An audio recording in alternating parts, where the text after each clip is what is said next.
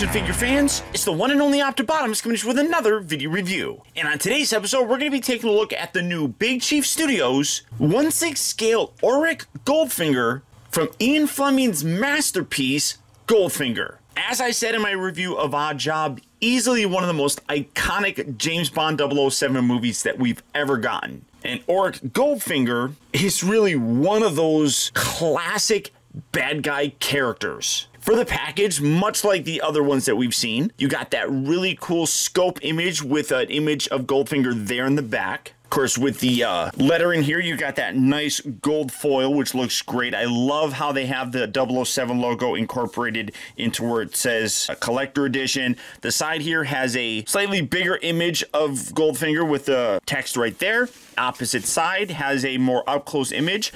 On the back of the package, you get a more full-scale image of him. And it says, a wealthy and successful businessman owning many properties throughout the world, Auric Goldfinger is an international gold smuggler. A psychopathic man obsessed with gold, his business affairs come under suspicion from the Bank of England, and James Bond is sent to investigate. And then again, it is a bit of a shoebox style package that allows you to slide this down-ish. Come on. Slide, slide, slide. Do it, slide, slide.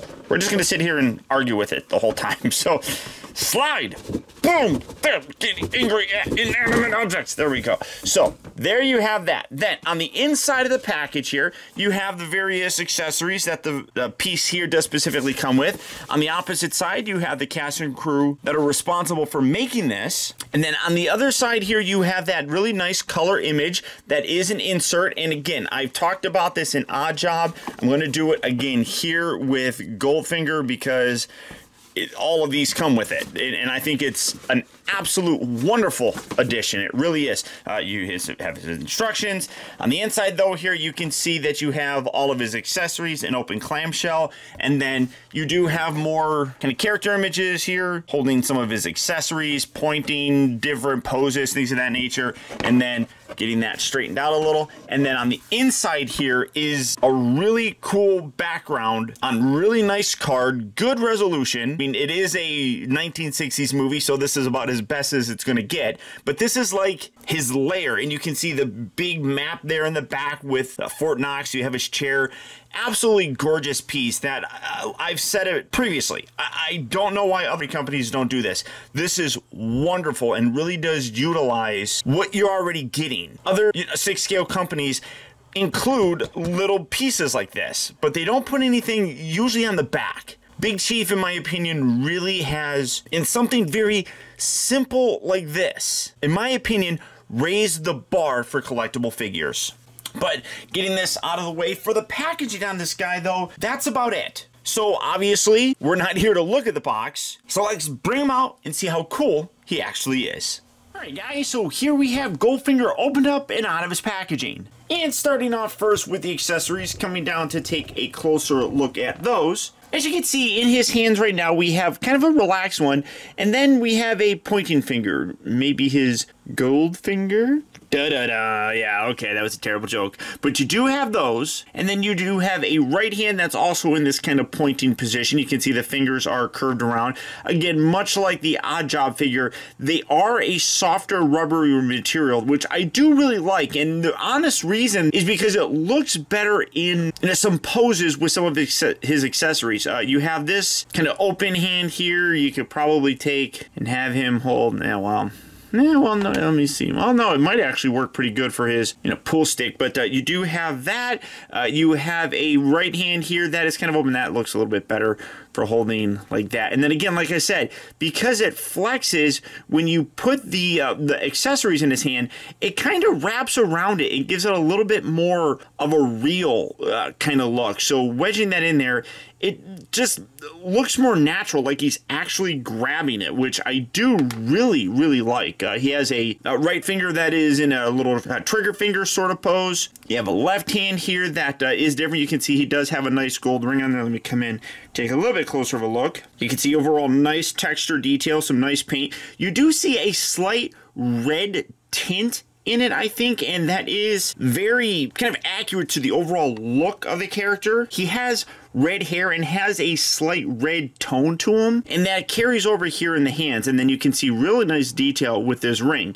So again, like I said, you have a bigger one here, which probably works well for holding that giant chunk of gold, or maybe even, I mean, you can do something like that as well. So it grasps the accessories very nicely. That's one thing, like I said, that I like about the softer material. You do have a kind of relaxed hand where it's just kind of dangling down there. Kind of goes along nicely with the one that's currently on him. He has a left hand here that is a little bit more like a pull sort of thing, where you have like the finger here, and then you can use the other hand to kind of look like he's guiding his pull stick, which is cool. And then you have another one that maybe, yeah, hold his drink. So you can do that with all the accessories. So now, as you were seeing, he does come with a really nicely detailed pull stick. In this scene where he was going over his, master plan, he did have that, and he kind of stood there holding it and everything, but good detail on this coming in. That might have a hard time focusing. You can actually see it. You can see some nice wood panel detail with this darker color, and then you can see that it's nicely detailed through there. You got a little gold ring there, of course, Goldfinger. Then you come around here to the tip, and even the tip has a little bit of a gold piece, which does look nice. So you do have that. Again, very scene specific, and I do like that. In addition to all the hands and stuff, he does come with extra wrist pegs, what look like ankle pegs, and then a whole bunch of little buttons, because he does have several buttons on his vest and such. So that's nice that they include those. He also does come with a gold wristwatch. You can see a really nice reflective gold face on there. I mean, you hit the different light and you can see that shimmers very nicely.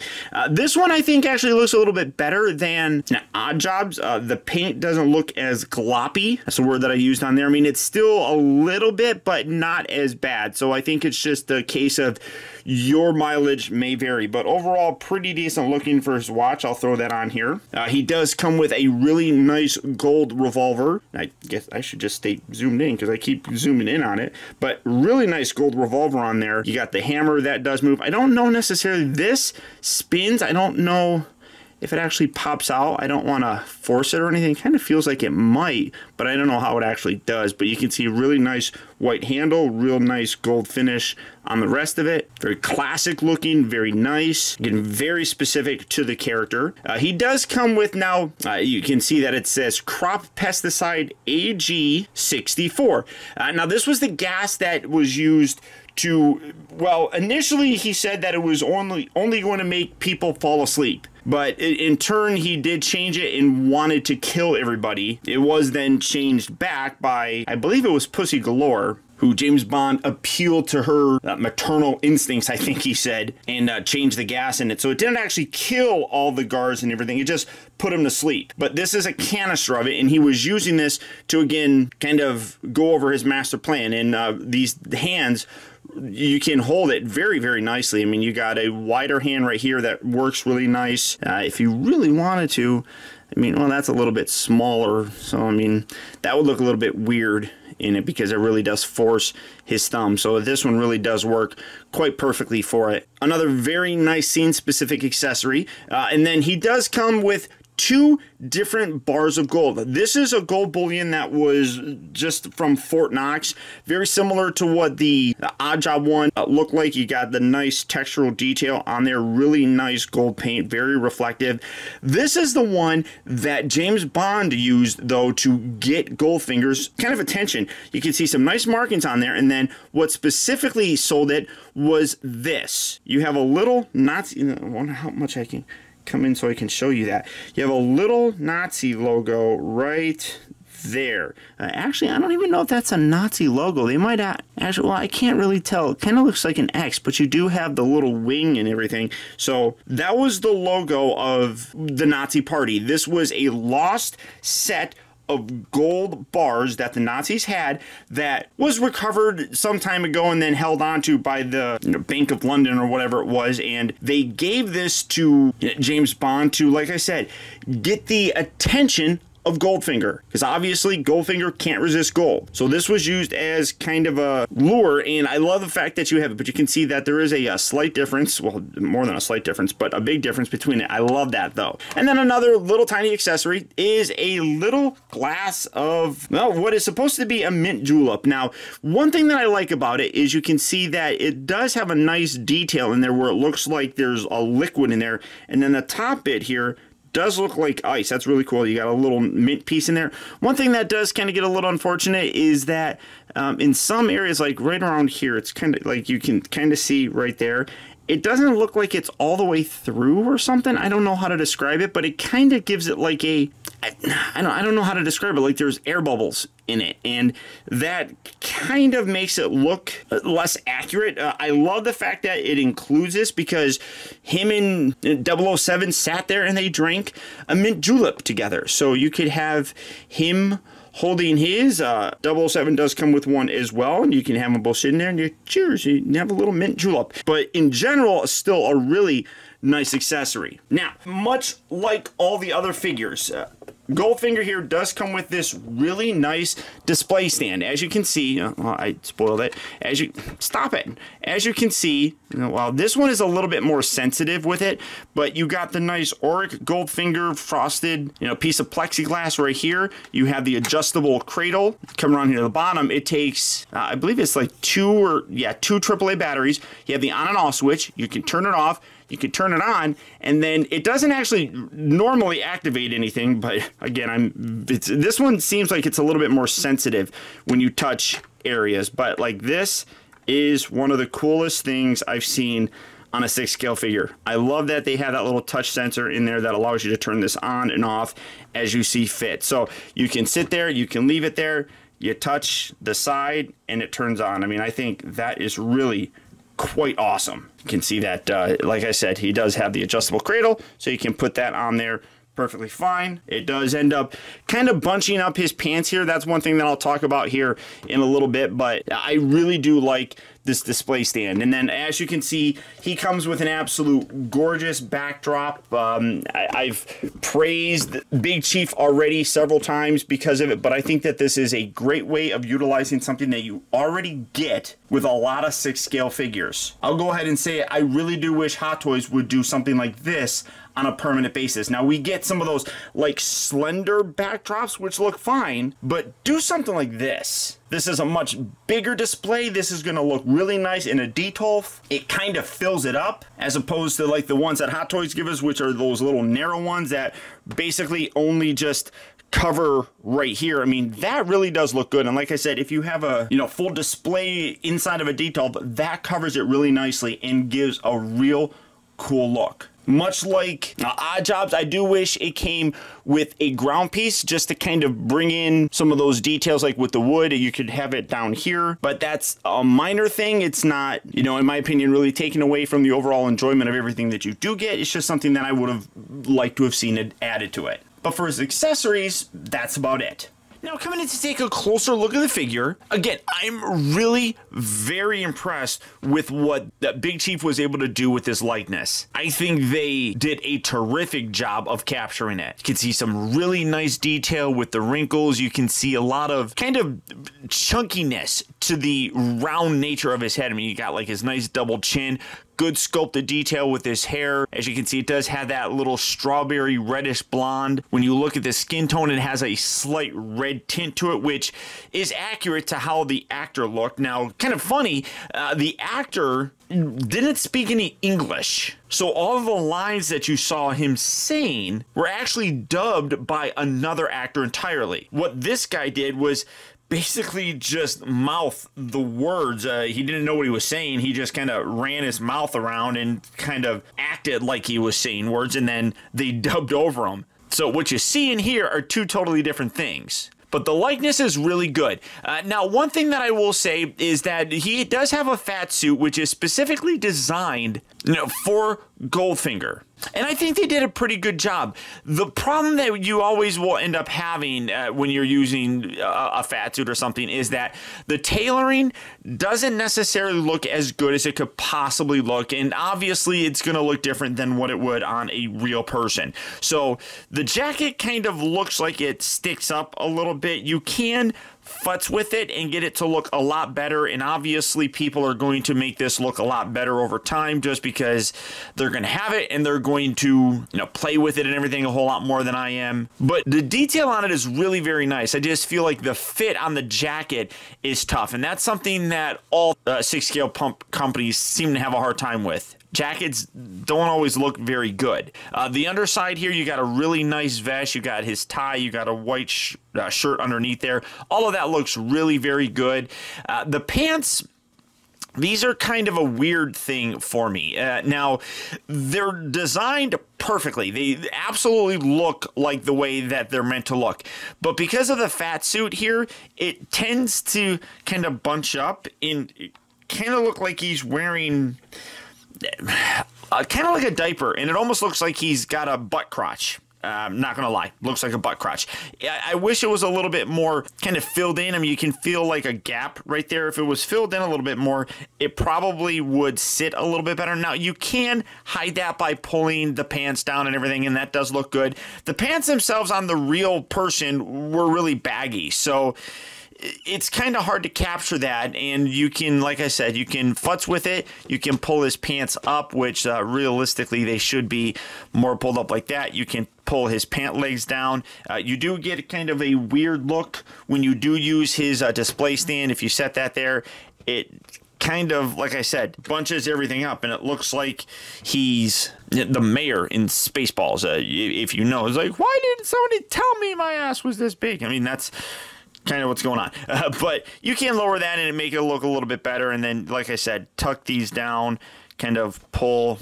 Like I said, I'm doing a little bit of futzing here, but if you pull this out a little bit, I mean, you can make it look better, but I think the biggest thing is just the lack of smoothness. Now, the back section and everything like that is all smooth. So it's almost like I wonder if it would look better if you reversed this. I don't know if you can, but like this feels like it's his butt, and this is flat and smooth. So I kind of wonder if it's reversed, or if you can reverse it. I don't exactly know. Now, I'm sure that helps with his articulation to have it kind of indented there, but I mean, I don't really know how many poses you're going to be putting a big guy like this into, but the rest of the detail is really nice. Like I said, the pants are very accurate. You come down, you look at the boots, really nice detail with those, very nice soles as well. You lift it up, you can see that he does have a pair of socks on, so that's nice. Tuck that right back down. Overall, it is a good looking figure, and I think that it can look a lot better if you play with it over time. Heck, maybe even if you just take the jacket off, it would probably look a lot better, but it probably would draw more attention to the fact that I think this is reversed. I honestly have no idea, but the overall look on the figure is still really very nice. And like I said, I think the likeness really does look like the actor that it's supposed to represent. Now, first articulation, the head is on a ball joint down here. Looking here, I don't think, like the other figures, he has a cut. I don't believe it. It's just down at the base of the neck, so that moves forward and back, rotates nicely, kind of pivots. It feels as if the butterfly joints are there. I think that all the same articulation points are there. You got a nice rotation with the shoulders, moves in and out. He does rotate at the upper part of the bicep. 2 joints here at the elbow. He does have very similar Hot Toys wrist peg sort of things where he moves forward and back. It does rotate. I'm not 100% certain what kind of body we have underneath there, but there is a bit of a crunch kind of going on. You can move it back. You can rotate it a little. It does kind of mess things up as you're doing it, so just be aware of that when you're doing it, and you'll probably have to reposition his outfit. The legs move forward and back, but the fat suit does create a bit of a springiness, so You can see it brings it back. Same with moving out. It brings it back just because the cushion in the suit kind of does that. He does rotate at the upper part of the thigh.